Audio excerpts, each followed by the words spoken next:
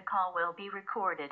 Hey everyone, welcome to the JNL show, where I bring you the most prolific and powerful people changing their lives to affect others. And on this episode, I have an amazing woman. She is actually a contributing author of Volume 2 of When You're Stuck in a Rut and Need a Motivational Kick in the Butt. She is amazing. She is a dedicated mother of two. She is completely vegan. Her second pregnancy was completely vegan, and she is on a mission to empower other families about this beautiful lifestyle that she has embraced and that I've embraced, and really to help empower everyone out there watching and listening on the benefits of going plant strong. So without further ado, I'm going to be bringing on Heather Atkins. Thank you so much, Heather, for being on my show today.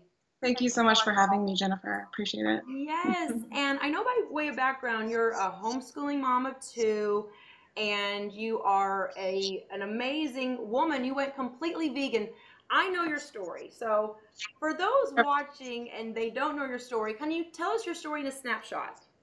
Yeah, well, it really started when I was a small child, and I came to the realization that what was on my dinner plate used to be a living, breathing animal. So at that point, I made the decision to be vegetarian. I was blessed because I had a mom that made sure I ate all organic, all whole foods. So I was really healthy as a child, really athletic.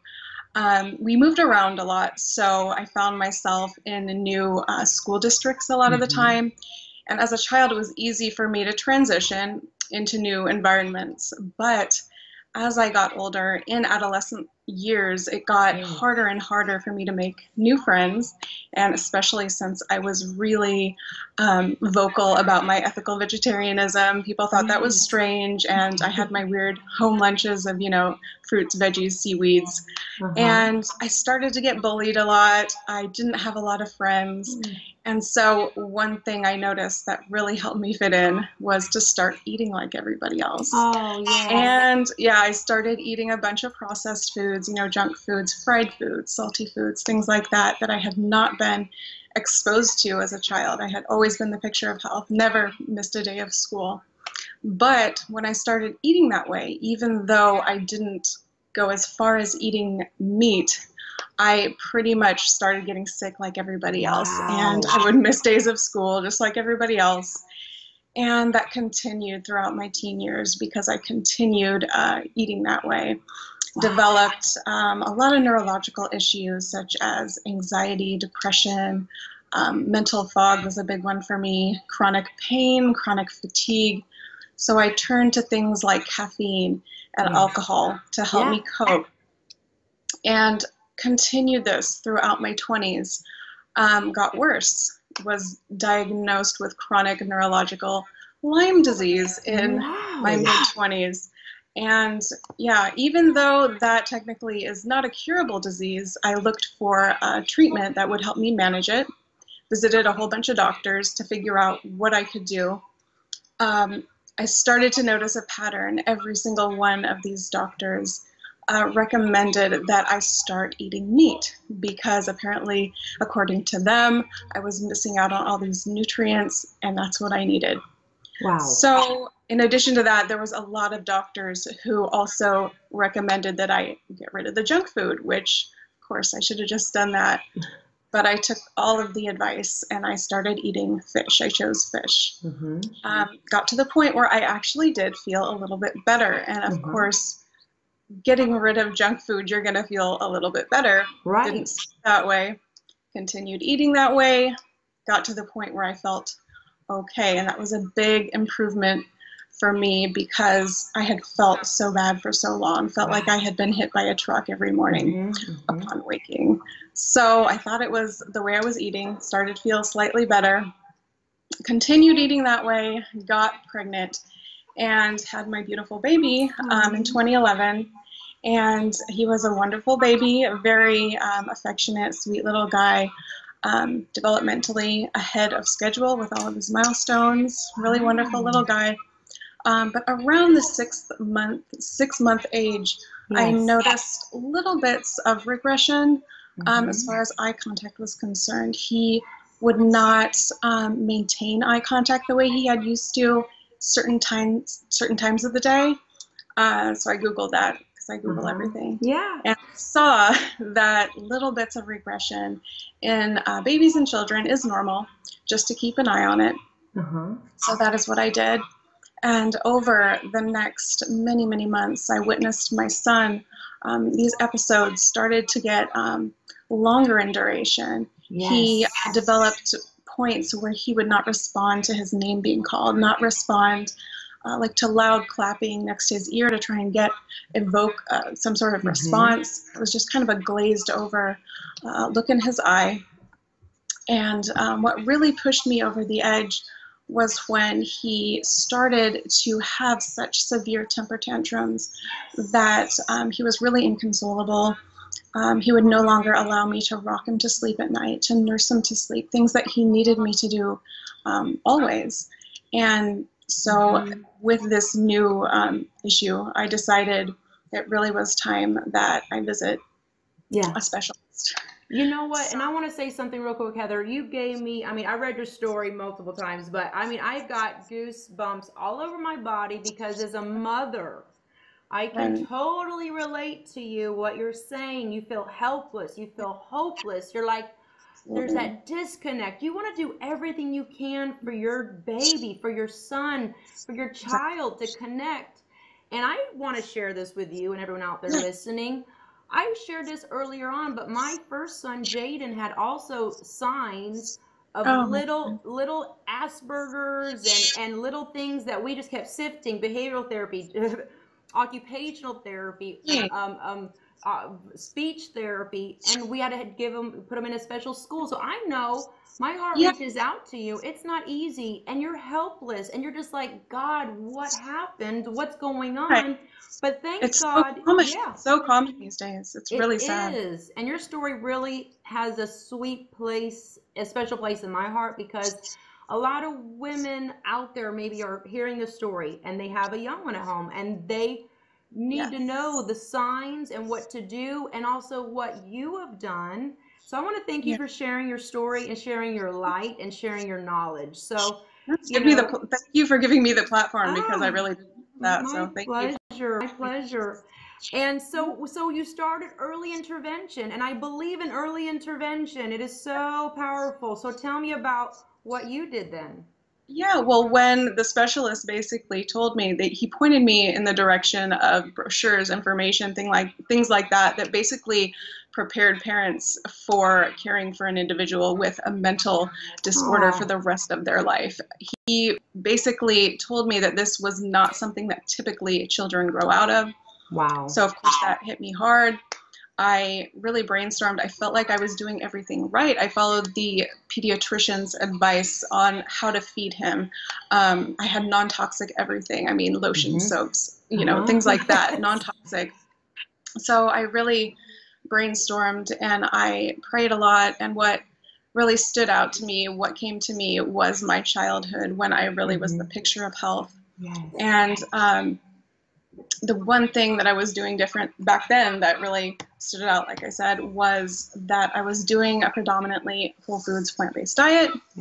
So with that inspiration, I went into my cupboards, into my fridge, removed everything with animal products. And my son and I essentially went vegan overnight. Within the first week, I started to notice little bits of improvement as far as his temper tantrums were concerned. They were a little bit less severe. So I knew that I was on the right track. And I was really grateful because I never enjoyed eating the fish and the eggs and things that I was eating because I thought were healthy. So continued this, and over the next many months, I witnessed my son basically coming back to me. It was as if he was elsewhere, just the glazed over look in his eye, it dissipated. He now has no signs of autism whatsoever, no behaviors, and he's mentally on track. Yes. Hallelujah. I believe in miracles. I believe in transformations. I believe in angels. I believe in that when you're in that dark spot and then you sought out, ask and you shall receive. You ask yourself, what can I do? How you actually went internally and you said, when was I my healthiest? What was I doing? And you said, wow, I was eating a plant-based vegan diet. And just like that, overnight, you would. Yeah.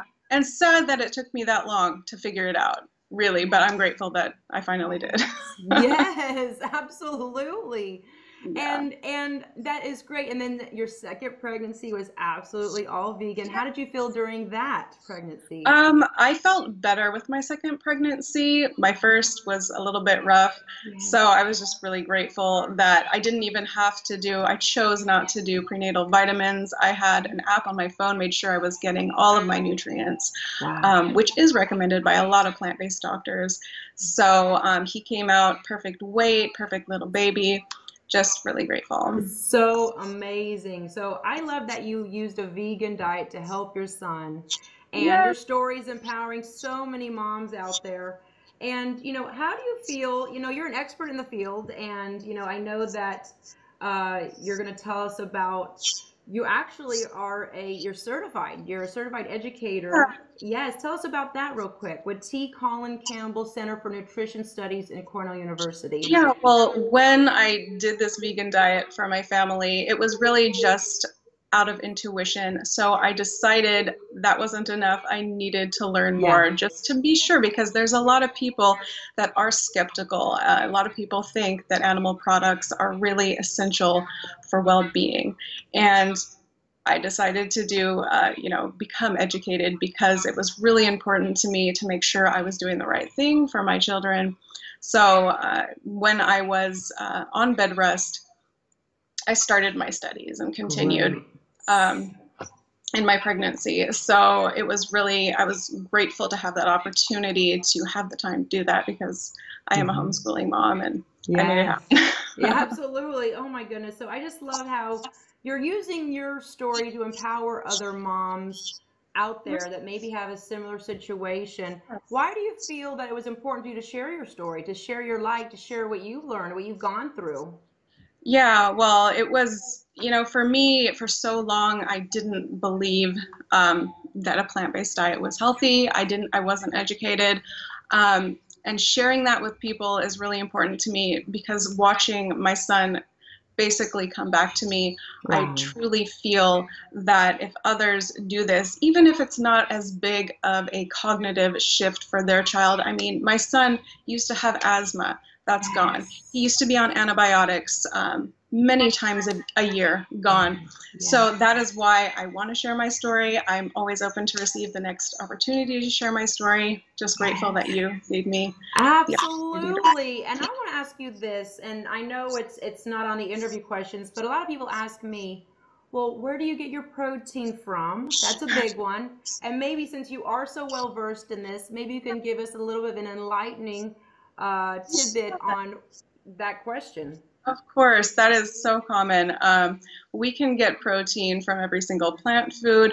I mean, there are all the essential amino acids from just eating whole plant foods, and we really need to focus on the whole food, because a lot of people get stuck in, the fake meats, fake cheeses, fake milks, which are great. I love those for transition, because that helps people get off of the junk food. But in order to get all of your essential amino acids, to make sure that you are getting enough protein, which you are. I mean, protein deficiency is only found in malnourished people in third world countries, basically. So protein deficiency does not even exist. That's a great plant-based point. diet is completely, you can meet all of your needs on a plant-based diet.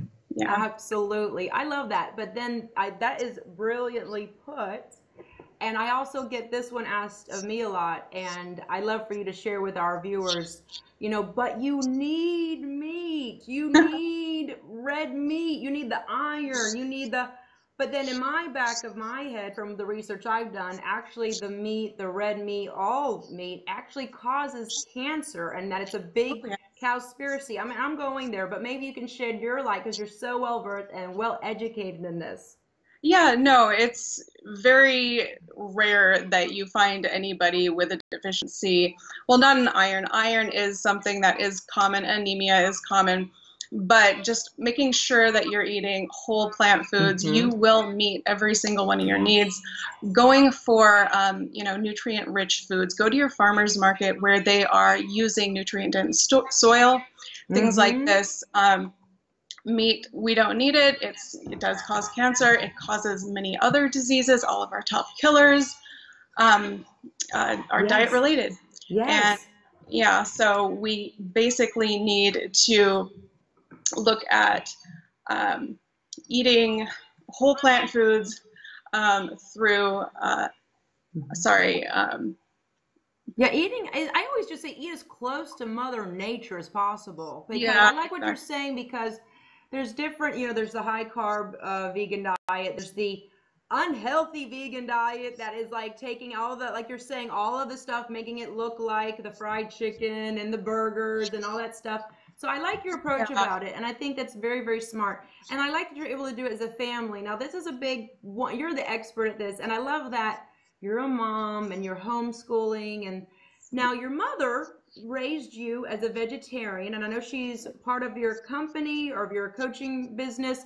exactly. Did you have to transform her into veganism, or Yeah, how did that I happen? she was not vegan at first. She was always very healthy in the way that she was eating whole organic foods, Uh-huh. but she did not have the information, the science that um, she needed to see that a whole foods plant-based diet is sustainable long term. So when Yes. I studied with Dr. Campbell and I learned all about, the China study and things like this, Yes. sharing the information with her, she came to the realization that this is a wonderful diet and that now she's vegan as well, and so is my Wow. husband. Wow, wow, wow. And I'm glad you mentioned your husband. By the way, he's a big deal. He's an athlete. Can you Yeah. tell us a little bit about that? Share with what you want about him and how he became vegan as well. Right. Yeah, meat and potatoes kind of guy from New Zealand. They eat a lot of meat heavy Yeah. diet. For a long time, I had wanted him to go vegetarian because I was always vegetarian, basically junk food vegetarian, but I did not have the science to back it up.